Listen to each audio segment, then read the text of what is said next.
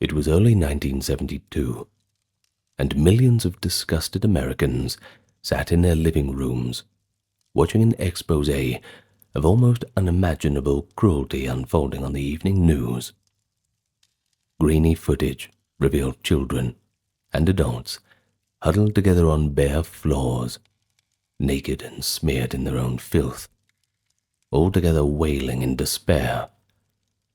The only sound in the crowded ward, one reporter noted, was an eerie, communal wail, the collective moaning of those poor, suffering inmates. It might have been a horror film in a different time, but it was shockingly real, and it was filmed inside an institution just a few miles out of New York City. This was Willowbrook State School, a place where the air itself was said to smell of filth, disease, and death, an institution whose very name became synonymous with abuse and neglect, a living hell.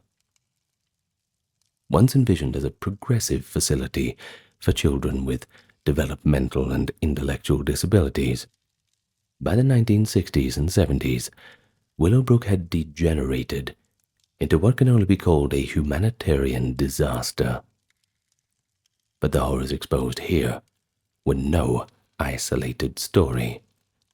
They pulled back the curtain on systematic injustice in the mid-20th century American healthcare system, where the most vulnerable were thrown away to a place where no one would see or hear them. And so today, half a century on from that exposé, we're going to tell the story again, from the very beginning to the very end. So if you'd like to come with me and go into a bit of a darker chapter of American history, it'll be my pleasure to be your guide. But before we begin, let me issue the customary welcome to the channel. If you're new here, I invite you to subscribe if you feel inclined to, and for those returning, good to see you again. Now, this video is 100% ad-free. Just as much as all the other videos on this channel, you might want to have a look in the playlists and see what you like. And this is due to the kind contributions of those on Patreon, the YouTube members, those who chose to donate to the PayPal and through YouTube Super Thanks, and also those who chose to check out the merch store with all of its goodies. Now, without further ado, let's begin. The story begins in October 1947 on Staten Island, when Willowbrook State School opened its doors. Originally, it was hailed as a model institution for children, classified by the state as mentally defective, whatever that means. I'm sure that back then the classification for that was quite broad. In any case, its origins dated back to the late 1930s and 40s, and the campus had been built during the Second World War, and of course briefly used as a military hospital, before being turned over to New York's Department of Mental Hygiene, as it was called. Oh, and by the way, before it was called Willowbrook State School, it was called Halloran General Hospital. Now, the post-war climate was quite optimistic, and it was within this new, cheery mood that Willowbrook's mission sounded almost noble: to provide care, education, and training for children with intellectual disabilities, who at the time had very few alternatives. Early administrators spoke of teaching self-care skills, perhaps even returning some residents to the community. The sprawling complex sat on 375 acres and initially claimed to house around 4,000 children. With airy buildings and green lawns, it suggested a kind of self-contained school village, the place to be. And from the outside, well, it looked pretty nice. In theory, Willowbrook was part of a broader mid-century expansion of public health and social services. and that showed society's intent to handle disability scientifically and humanely. Times were changing. So was science. New doctors coming in with new ideas. Well, as for the parents, those who struggled to care for disabled children at home, they often saw placement in such a state school as a kind of hopeful opportunity for expert help. Well, unfortunately, the reality would soon depart drastically from those optimistic promises. Well, within a decade of its opening, Willowbrook began to buckle under the weight of chronic underfunding and swelling admissions. By the mid-1950s, the census had blown past the intended capacity. Children, and even some adults, whom the system had no other place for, were crammed into its dormitories. Of course, they were originally pretty decent-sized dormitories, but the size is only relative to how many people you can shove into there. In any case, by 1965, Willowbrook housed over 6,000 residents, despite being designed for only about 4,000, and that made it the largest institution of its kind at the time in the United States. The physical plant and staffing never kept pace with this growth. Additional buildings were added hastily over the years, but budget increases were meager, and hiring lagged far behind the needs. New York's policymakers, confronted with this swelling number of individuals diagnosed with intellectual and developmental disability, simply just kept funneling them down to Willowbrook and similar facilities, effectively warehousing people out of sight and out of mind. In practice, Willowbrook became a custodial asylum, not a therapeutic school. An institution just over a few miles from those gleaming skyscrapers of Manhattan, devolving into a backwater where society's undesirables were dumped and largely forgotten. As overcrowding intensified, every measure of care quality plummeted. Living quarters, originally meant to be classrooms and dormitories, were converted into kind of mass barracks. In some wards, perhaps 70 to 80 children might sleep in rows of metal cots or mats on the floor, packed so tightly that staff could barely walk between them. Dayroom areas intended for recreation were instead filled with beds, and privacy was non-existent. The bathroom situation, as you can imagine, was, well, there were not enough toilets or baths for the thousands of residents. In some buildings, just a handful of toilets for several hundred children. Maintenance couldn't keep up. Paint peeled from the walls. Windows went unwashed. And basic cleanliness completely thrown out the window. Aides struggled to change diapers or clean up messes promptly, and a pervasive odor of human waste and disinfectant came to characterize the place. Well, you know, when you walk into a hospital, you've got that smell of disinfectant and you think, that's covering something up, isn't it? You know what I mean. Not the most pleasant thought. Well, what about the food? You can imagine that was stretched thin, too. Mealtimes were chaotic, assembly line affairs, kind of like an overcrowded prison, with hurried attendants spooning institutional porridge into their mouths one after another. Assembly line style. Often slower eaters simply went hungry. There was no time for individual feeding in the rush. And if you had an intellectual disability that was affecting your ability to eat properly, well, that's just bad luck, isn't it? You might have been among one of the malnourished or underweight children. They were quite common in the internal reports, though these rarely reached the public eye at the time. That would all come later. Willowbrook's rapid descent was not only due to numbers, though. It was also a tale of systematic neglect. By the early 1960s, funding per resident was abysmally low, and cost-cutting was a constant concern of state bureaucracy. Now, I do not need to be the one to remind you, but when they say cost-cutting, what they always mean is profit-raising. Keep that one in mind. Now, the staffing ratio became almost absurd. One staff member might oversee 40, 50, or even more children on a ward. That's right, one person for up to 50 or 60 people. How are you meant to keep up with that? In such conditions, providing any kind of true education or therapy was nearly impossible. So why bother? Many of the rank-and-file attendants were poorly paid, inadequately trained, and overwhelmed by the demands of caring for so many high-need individuals at once. Turnover was high, contributing to inconsistent or sometimes callous care.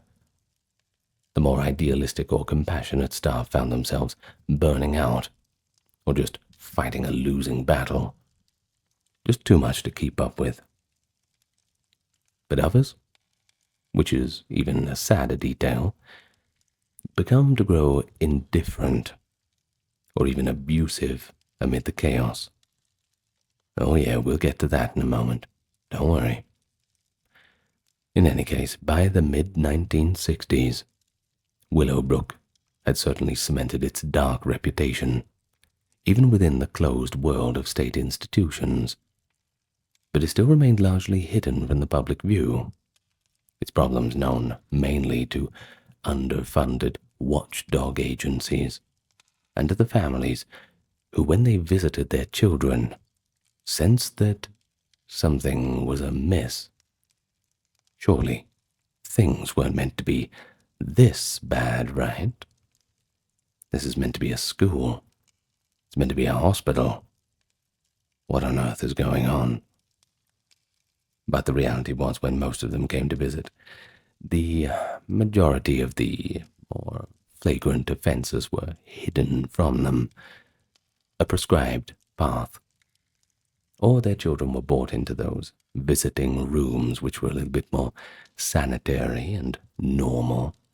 Certainly didn't want to ring any bells by bringing them into the actual reality of the situation. But what exactly was the daily life of a resident of Willowbrook like, especially during its worst years? Well, perhaps fortunately or equally unfortunately, we have ample testimony and documentation that paint a pretty bad picture.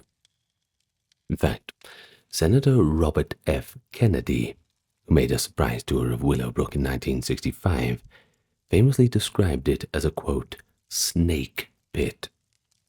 After walking through several of the overcrowded wards, Kennedy was visibly shaken. He reported finding children, quote, living in filth and dirt, their clothing in rags, in rooms less comfortable and cheerful than the cages in which we put animals in a zoo.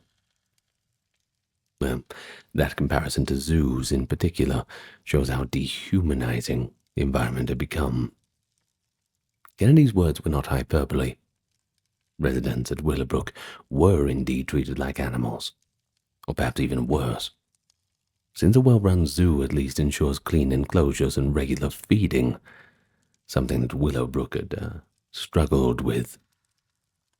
Hygiene and sanitation at Willowbrook had reached a state of collapse because of the woefully inadequate staffing. Basic tasks like bathing, toileting, and cleaning the wards were performed infrequently, or when they were, in a rushed manner.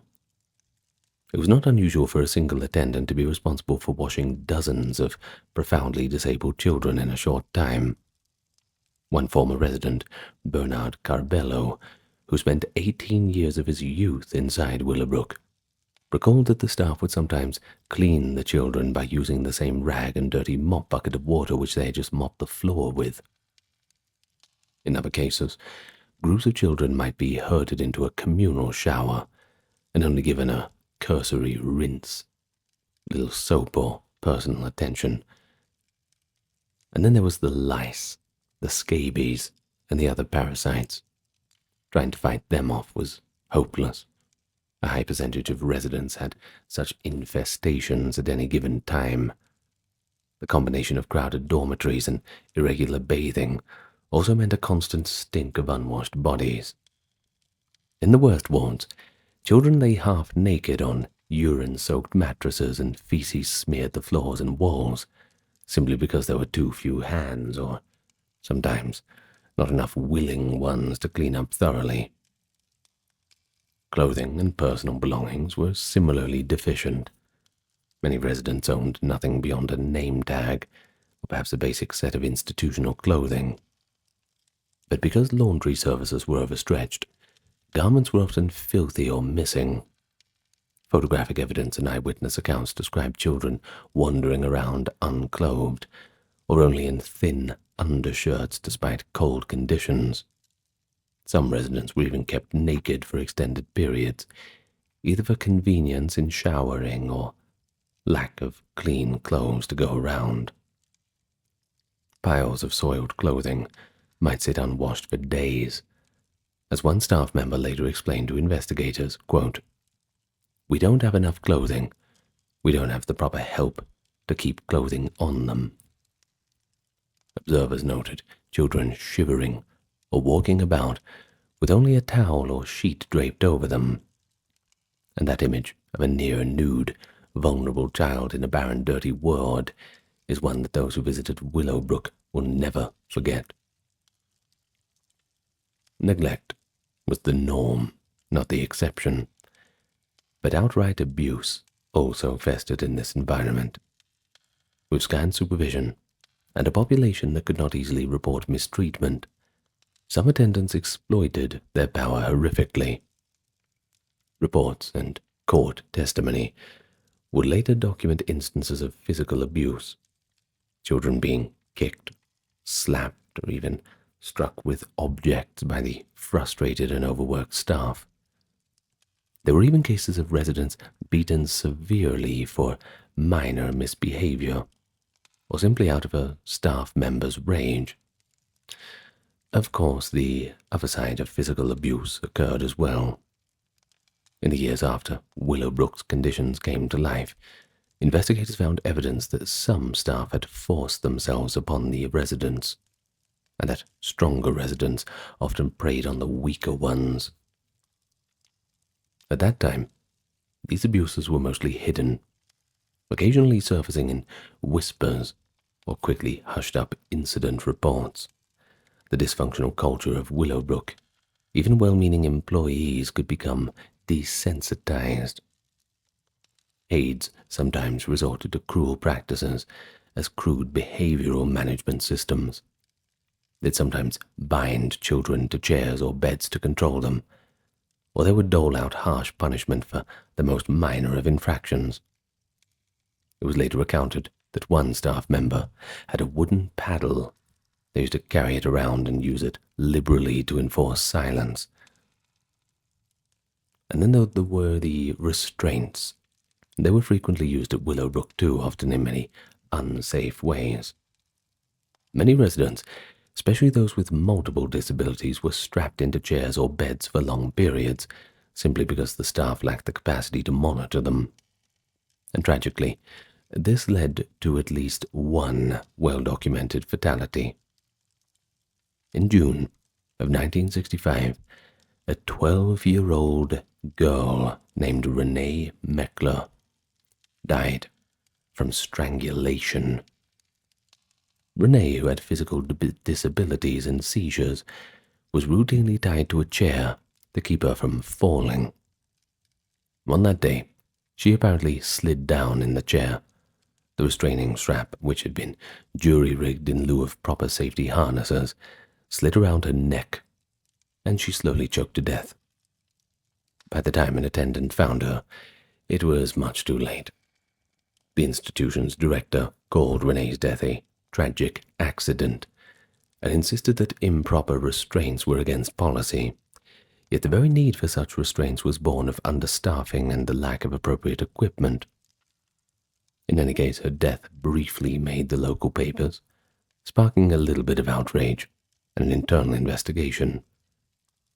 It showed what a lot of people already knew, that Willowbrook was not only a place of misery, but quite often a deadly one. And indeed, mortality rates, they were shockingly high. Children died of preventable ailments like pneumonia or injuries sustained in untended accidents, occasionally under suspicious circumstance too. In fact, one physician who worked there later noted that the death rate among Willowbrook residents was significantly higher than that for New York City's general population, and by some estimates, 10 times higher. Well, that's a sobering statistic, isn't it? Life inside Willowbrook. You get sent there to get cured. Instead, they kill you. Well, if the restraints didn't get you, the disease might.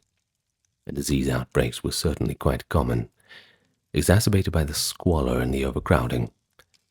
In the winter of 1960 to 61, for example, Willowbrook experienced a massive measles epidemic. Over 600 children fell ill with the malady, and at least 60 of them died in that single instance. 60 deaths, a toll equivalent to a small classroom of children, from an illness that even in 1960 could have been mitigated with better infection control, and soon after, of course, with more advanced methods. Now, this tragedy shows how public health crises were amplified by the conditions in general at Willowbrook. Gastrointestinal illnesses, respiratory infections, and skin diseases, they spread around too, through the packed dormitories. And medical care was minimal. A handful of doctors and nurses for thousands of patients, doing triage at best. Infirmary rooms overflowed during outbreaks, and many sick children were simply kept on their cots in the general wards, exposing others. For many residents, Willowbrook was not a refuge from illness, but a place where they became sicker than ever. But it is important to note, and this is very, very critical to say, that not everyone who worked at Willowbrook were cruel or indifferent. Some staff members really did try their best under the conditions, and some later became whistleblowers to expose what they had seen.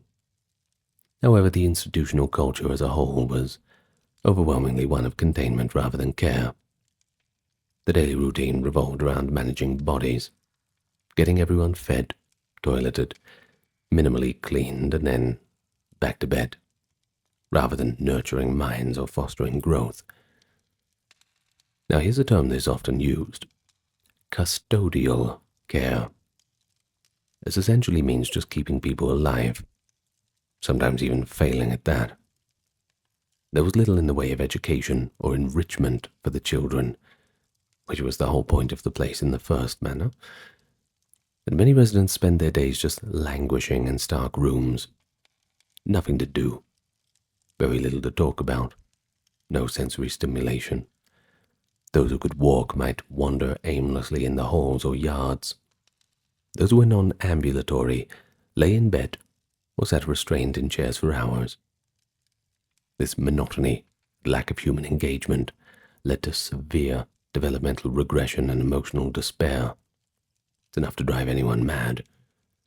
Visitors in later years described entering wards where rows of children and adults rocked back and forth incessantly, a self-soothing behavior seen in animals kept in cages, or engaged in self-harm, like biting their hands and arms. The psychological toll of such neglect was profound, though largely unmeasured at the time. Absolute hell on earth, a place where basic human dignity had been almost entirely lost. But amid all the neglect and all the filth, another disturbing chapter was written, one that raised pressing ethical questions.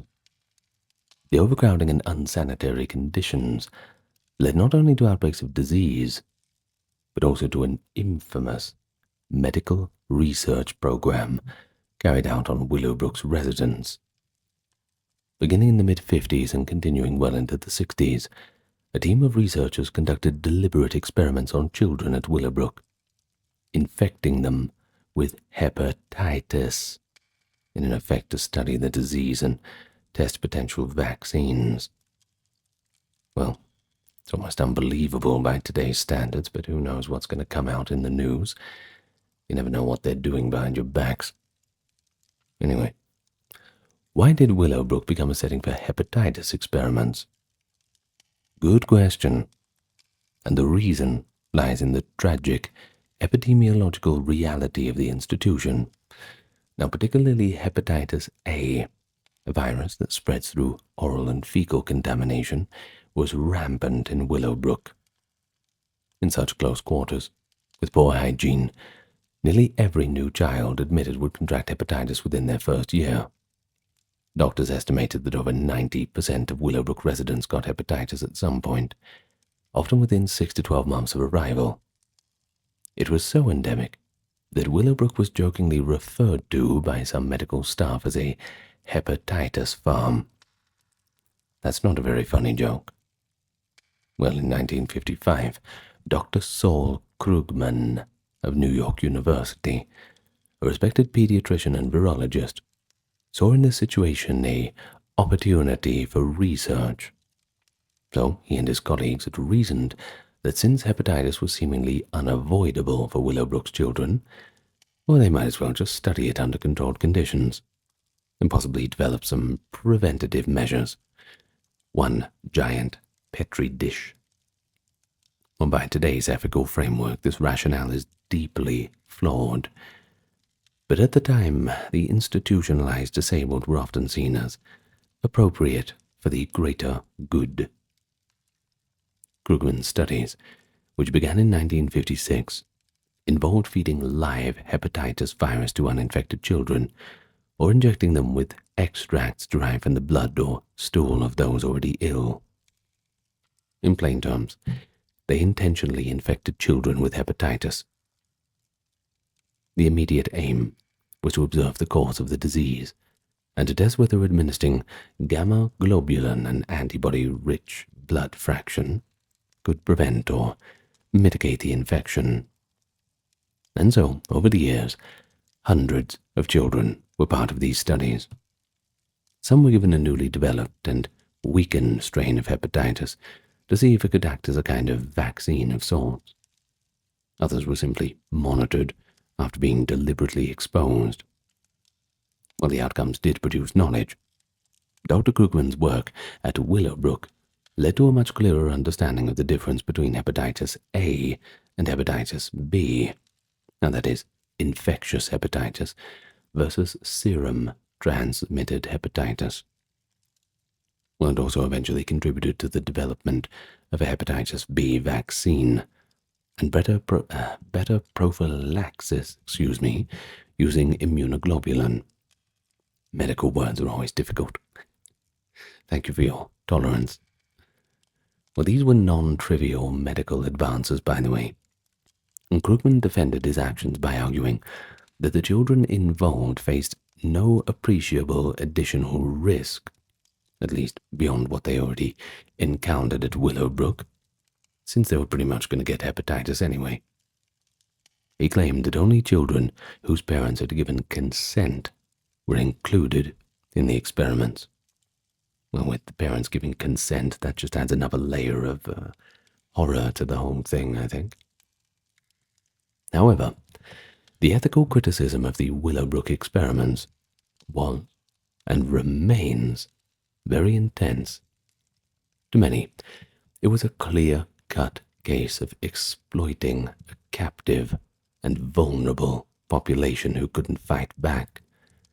The notion of consent from parents in this context was, yes, problematic to say the least. Willowbrook had long waiting lists for admission. It was so overcrowded that hundreds of families were turned away.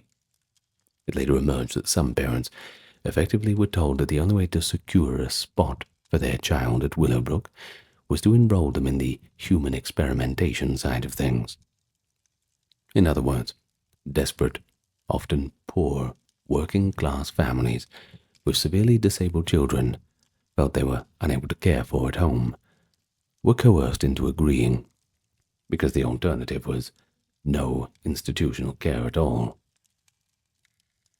But this kind of consent under duress would have been rightly considered quite invalid today by our modern standards, and even those parents who did give genuine permission likely didn't understand fully the risks or nature of what they were doing. Moreover, the children themselves, many with significant cognitive impairments, could not assent or protest. It's an imbalance of power, using disabled children as human guinea pigs. It's pretty troubling, isn't it? I'm afraid that there's not many lights at the end of the tunnel in this video. In any case, by the mid-1960s, there were a few voices in the medical and bioethics community that began to raise their concerns. In 1966, the renowned Harvard physician Dr. Henry K. Beecher published a paper in the New England Journal of Medicine on unethical clinical research in the United States, and in it he listed 22 examples of studies that breached ethical standards. And guess what? Willowbrook was right at the top of the list. Beecher's critique, and others that followed, argued that even if some knowledge was gained, infecting children with disease in any environment where they could not receive top-notch medical care was morally indefensible. Critics pointed out the very conditions making hepatitis so prevalent were man-made, and therefore they were fixable. The answer should have been to improve Willowbrook, not to take advantage of it. The researchers involved bristled at these accusations, of course. Dr. Krugman and his collaborators published letters and articles defending their work. They maintained that none of the children died from the research, and that most only had mild illnesses. In fact, Krugman pointed to a perceived therapeutic benefit. He claimed that by identifying how to prevent hepatitis, he was actually helping Willowbrook's residents in the long run. And indeed, one outcome of his research was that by the late 1960s, the institution began administering gamma-globulin injections to new admissions, which did reduce the incidence of acute hepatitis among those children. But to many, that was besides the point. The ends did not justify the means, or the means did not justify the ends, rather. The core ethical issue was still threatening these institutionalized individuals, without truly advocating for their well-being or asking how they truly ended up in such a disease-ridden place to begin with. But it wasn't just hepatitis that was studied. Earlier, in 1960, the catastrophic measles outbreak mentioned above, Willowbrook had also been a site of early measles vaccine trials. Researchers, including Krugman, used an experimental measles vaccine on some children during that epidemic. In that case, the intervention likely saved lives. As noted, after the 1963 vaccines became available, measles was essentially eliminated from Willowbrook. It's a horrible bloody disease, by the way. Terrible, you've seen pictures of it. Blech. But here again, we arrive in that ethical grey zone. On one hand, the medical experimentation at Willowbrook, it certainly produced helpful results. But on the other, those children were given no say, and were chosen precisely because they were voiceless and institutionally bound. By 1971, mounting public criticism, especially from other doctors and ethicists, finally pressured the Willowbrook hepatitis studies to shut down. For 15 years, the experiments had been quietly proceeding, largely unknown to the general public. When the broader scandal of Willowbrook's conditions broke in the early 70s, the hepatitis study had become an additional outrage in the public narrative. It stands today as one of the most notorious examples of unethical research on vulnerable people, often cited alongside the Tuskegee syphilis study. In context of Willowbrook's overall horror, the experiments show a painful irony. Even the pursuit of medical progress became twisted in a place where basic human rights were nowhere to be found. Children who lacked clean beds or sufficient food were being used to test medical theories, a clear indication of misplaced priorities. The experiment's legacy was double-edged. They did contribute to science, and eventually to vaccines that saved life, but they also spurred reform in research ethics. Maybe that's the real legacy. Things sometimes have to get worse before they get better, and it takes a scandal like this for laws to be made. There were stricter rules after it, about informed consent, and overall the protection of institutionalized persons in experiments.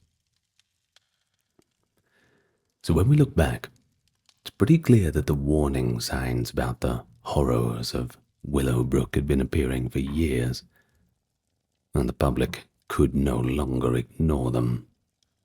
As early as the 1960s, a number of individuals from within and outside the institution did their best to raise the alarms. These early whistleblowers and advocates did not immediately succeed in changing the system, but they laid the groundwork and documented the truth, which would later bolster the case against Willowbrook in general.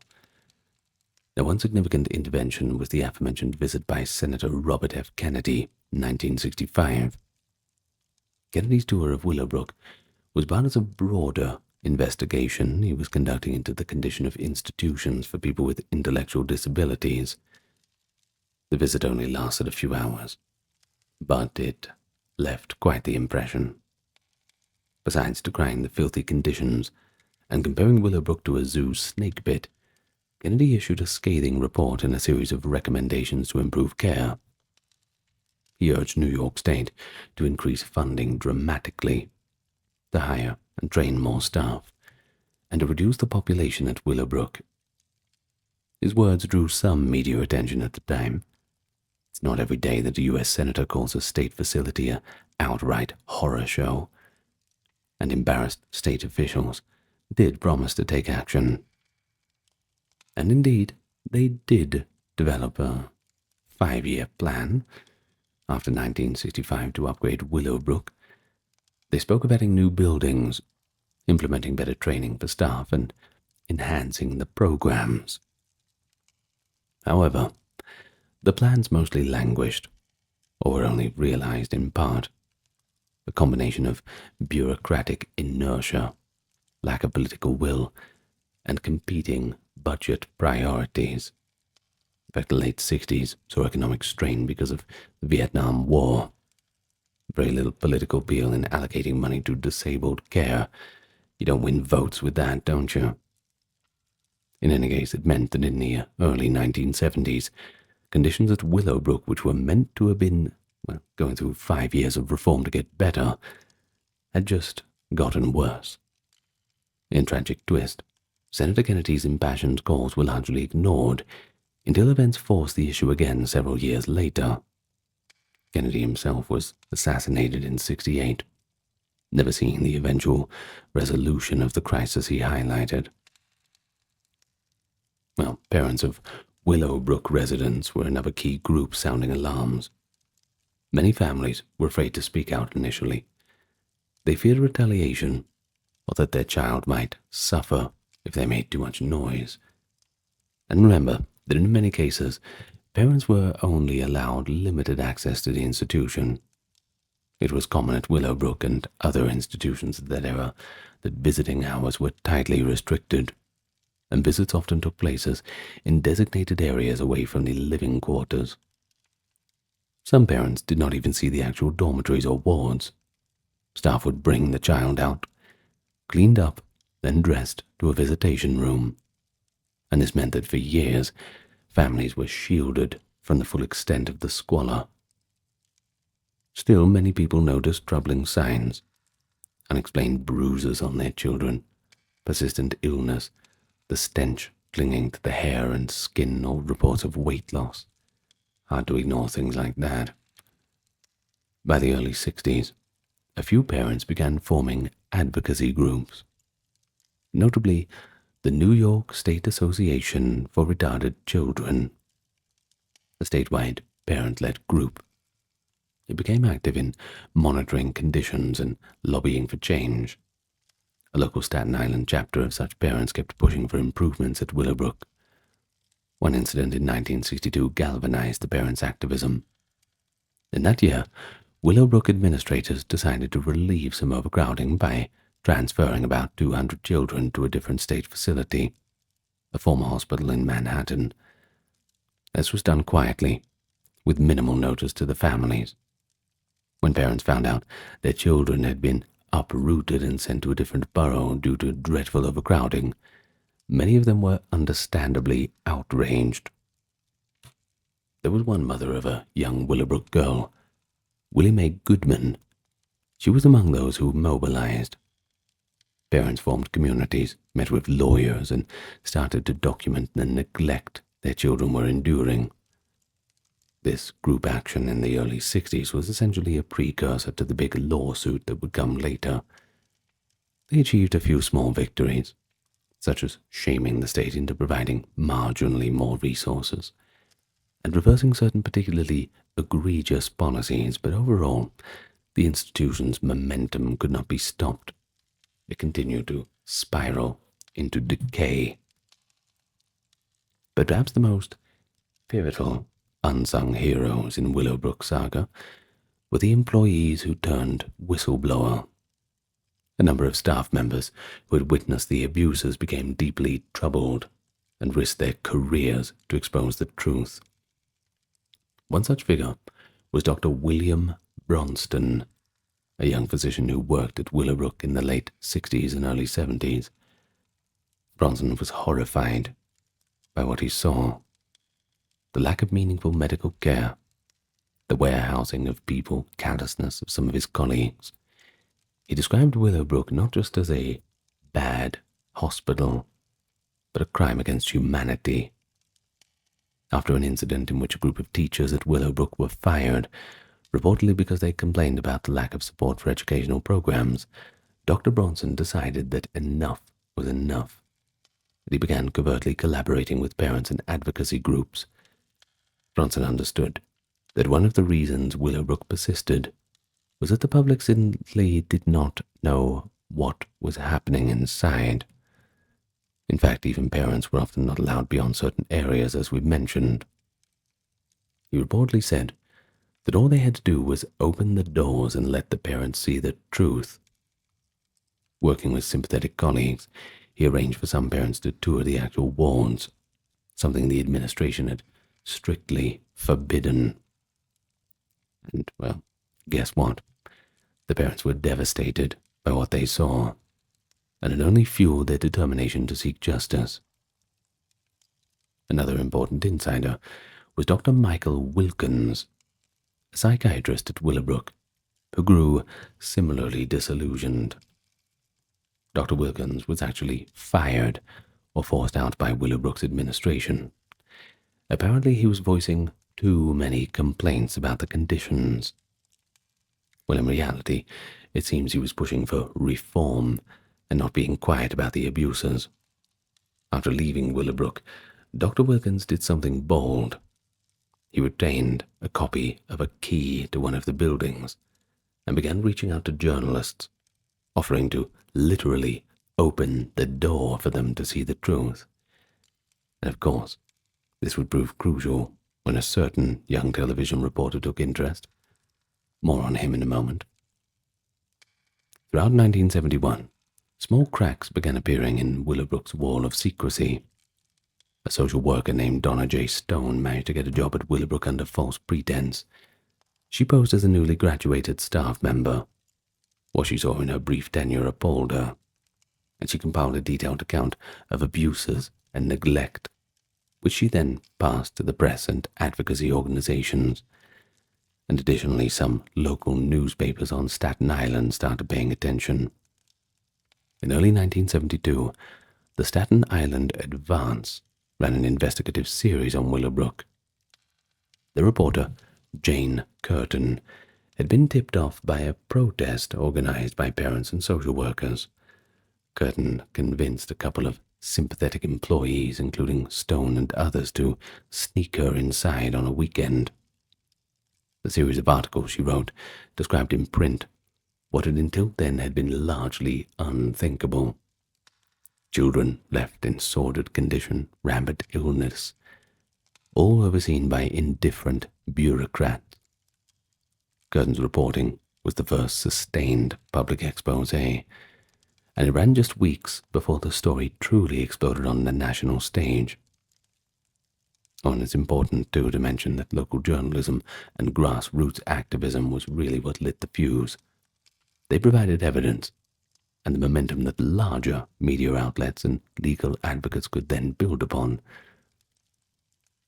So, by the eve of 1972, the truth about Willowbrook was leaking out.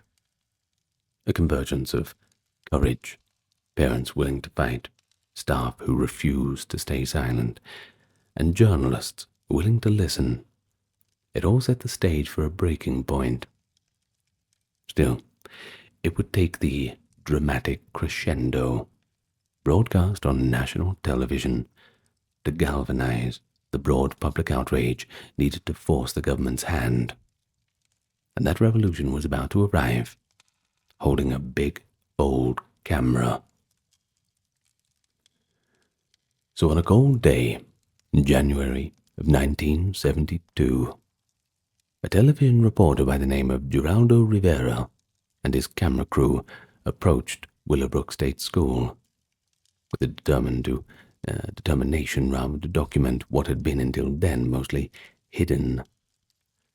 Rivera at the time was 29 years old, an investigative reporter for WABC TV in New York, and he'd been alerted to the conditions by activist doctors and parents, notably through Dr. Wilkins, who quite literally gave him the key.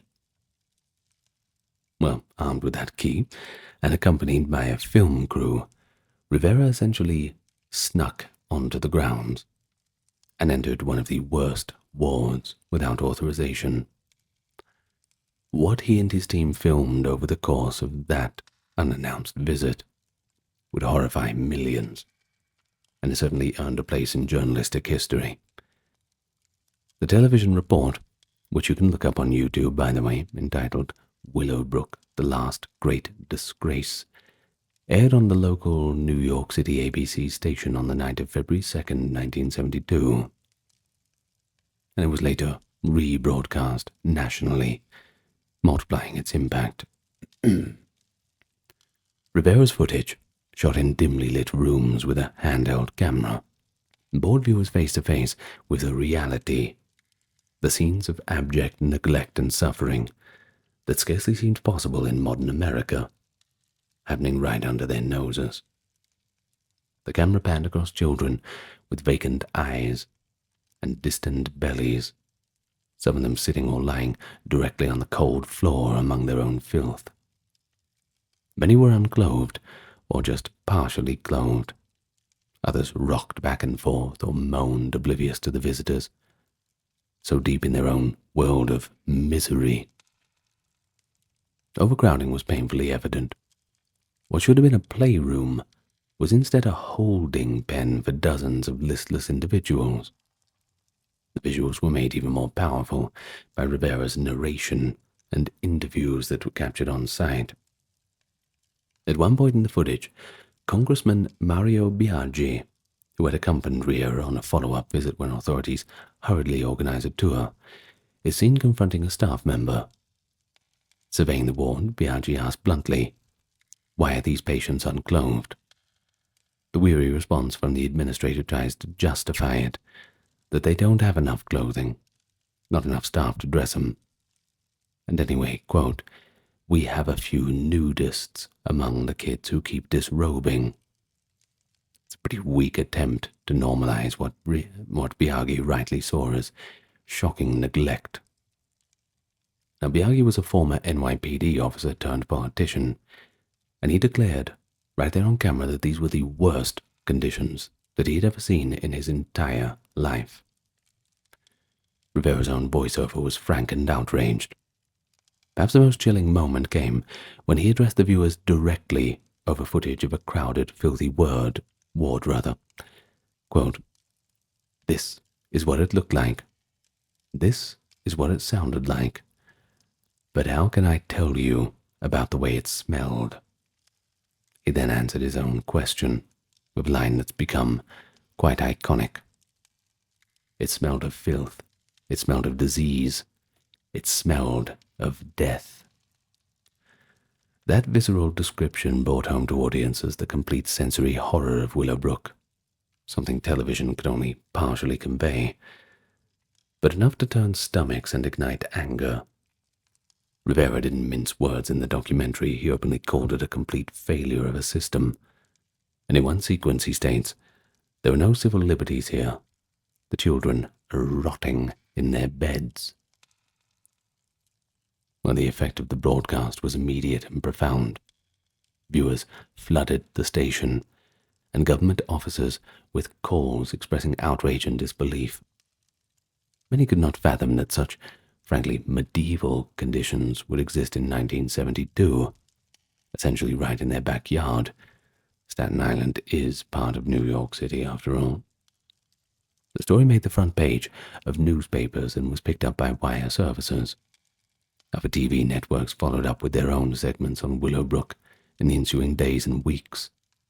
Importantly, the scandal quickly transcended Willowbrook itself, and people started asking a very fair question.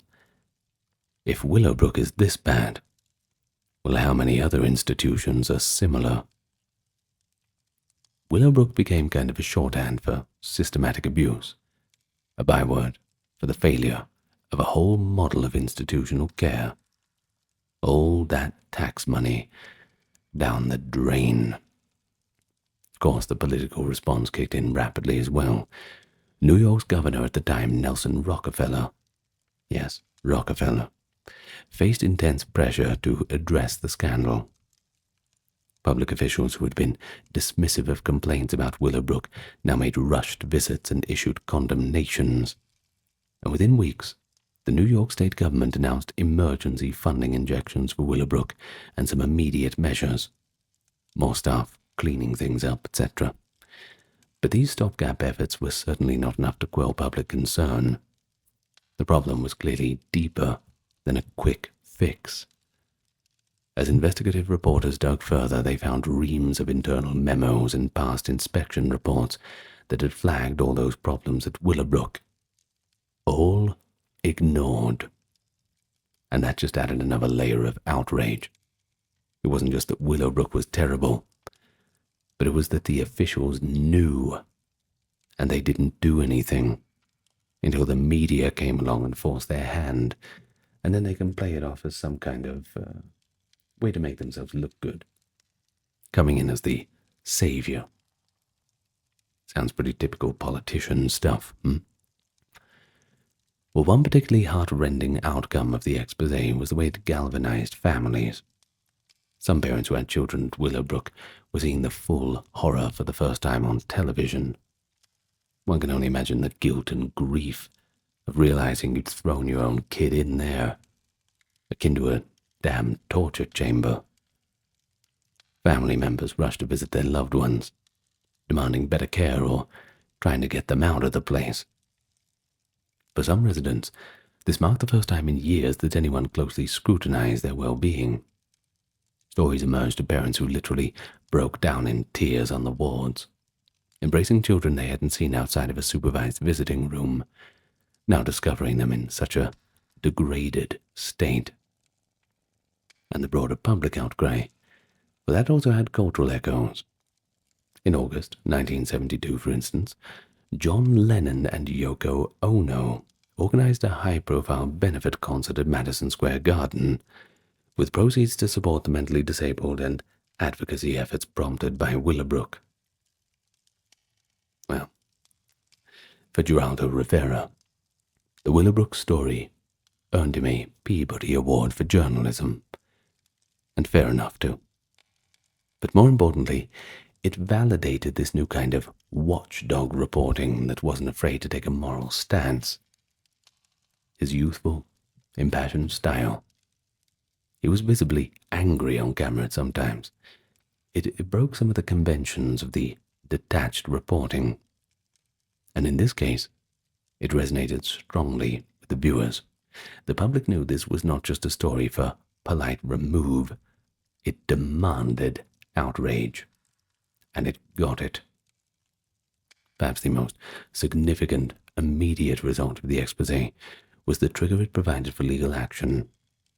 Within weeks of the broadcast, a coalition of advocacy organizations and parents moved to sue the state of New York on behalf of Willowbrook's residents.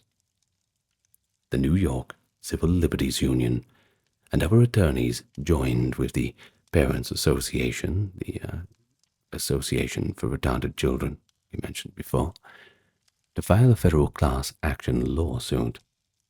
I bet the lawyers were rubbing their hands together at that one, that's for sure.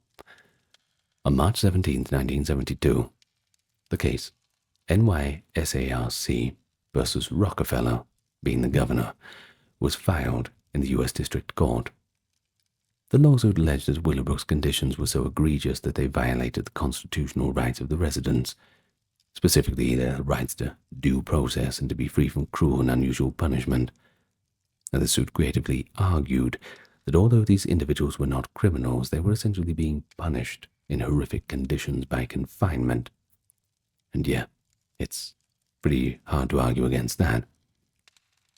The complaint catalogued those very issues seen on television: unsanitary conditions, overcrowding, lack of education or therapy, no medical care, and even those instances of abuse. And they were just scratching the surface. If all that stuff was going on, what about the stuff that we don't know about? That's what I want to know. Ugh. In any case, it sort of brought injunctive relief to force the state to improve conditions and protect the residents. This legal battle, energized by public sympathy, was unusual in scope and ambition. Over the next few years, the NYSARC versus Rockefeller, later named NYSARC versus Carey as governors changed, wound its way through the courts. It was not going to be a 3-day case, that's for sure. But the state initially fought the case, claiming that it was already making improvements and that the issues were resolved administratively.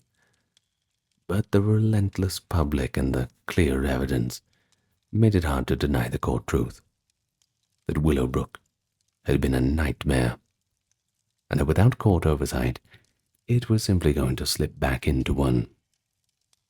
And so, as the lawsuit progressed, an interim victory for advocates was that the court put pressure on the state to start deinstitutionalizing at least some of the residents.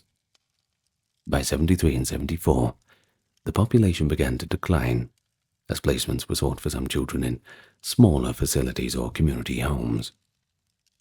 The state, eager to show good faith, also started allowing more frequent inspections by outside observers, and that includes parents. And so in 1975, before the trial concluded, the parties reached a historic settlement, the Willowbrook Consent Judgment. It was effectively a consent decree, an agreement enforceable by the court, in which New York State promised to undertake a complete overhaul of the care of Willowbrook residents. The consent judgment mandated specific reforms. It set minimum standards for sanitation, nutrition, and safety. It required the hiring of hundreds of additional staff, and measures to drastically reduce the resident-to-caretaker ratio. It also importantly committed the state to place Willowbrook residents in the least restrictive setting possible, and that meant that thousands of people out of Willowbrook were going back into the community, and other based programs, smaller residences over time. Now, this was a landmark embrace of the principle of deinstitutionalization for people with developmental disabilities. A federal judge, Orrin G. Judd, approved and would oversee this decree, making sure that the state complied. The Willowbrook class, as the roughly 5,000 individuals who had been at the school were called in legal terms, now had their rights clearly articulated and protected by law. The decree outlined rights to appropriate education, medical care, and individualized plans for each person. It even established mechanisms for ongoing monitoring. A review panel was set up to periodically check on conditions and programs. Now, the Willowbrook case did not happen in a vacuum. It was certainly part of a broader trend in the 70s of using litigation to reform institutions for the mentally ill. Around the same time, in 74 to 75, the landmark Pennhurst State School case was going underway in Pennsylvania. Video on that soon. And similar suits were filed in other states. But Willowbrook's consent decree was among the earliest and most influential.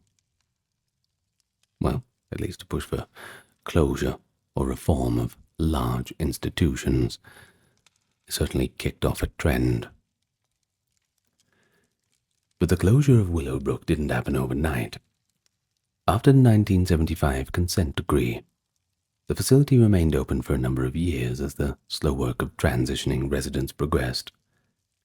New York State, under court order, gradually transferred individuals to newly created group homes, supervised apartments, and other community settings. And this was not an easy process.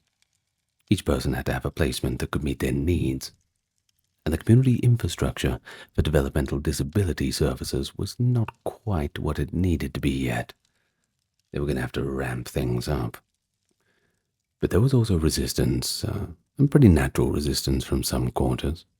Employees who feared losing jobs, neighbors who were unsure about group homes opening nearby, even a few parents who were initially anxious about removing their children from the only home they'd known for decades, however terrible it was. But the momentum was unstoppable.